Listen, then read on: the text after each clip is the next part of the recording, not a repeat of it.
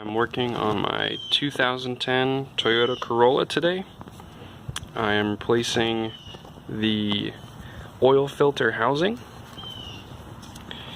The reason I have to do this job is because this one broke.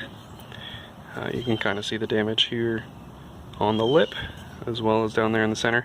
I believe my mistake while I was changing the oil, this pin right here, which you can see is missing on my old one. I believe I accidentally must have buckled that down underneath the filter cap and screwed it down inside, and then when the pressure of the oil came in, it caused that piece of metal to bounce around on the inside and tear this up. Luckily, that happened immediately, and I could see the oil leaking out from under the car after the oil change, so I quickly stopped the car and removed the part so I could replace it. So I'm going to show you how we're going to do that today.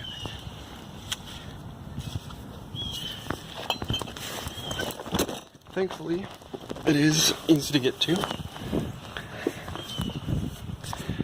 Underneath the passenger side of the car. I did have to remove some plastic from underneath. You have 2 or 3 different little plastic bolts to remove, little nuts. Just pop those out, one there, another one right there. Unscrew those, and I think there was one you just have to pop off with a screwdriver. But the housing is just connected right here by 4 bolts. And I will line those up for you so you can kind of see how that's supposed to sit. Obviously, after you remove the old one, you do want to clean that surface. That way you have a nice mating surface right there. And that is where you should bolt it down. And then after that, you just take the cap, put the filter inside of it, and then reattach the filter cap without snagging that awesome little piece.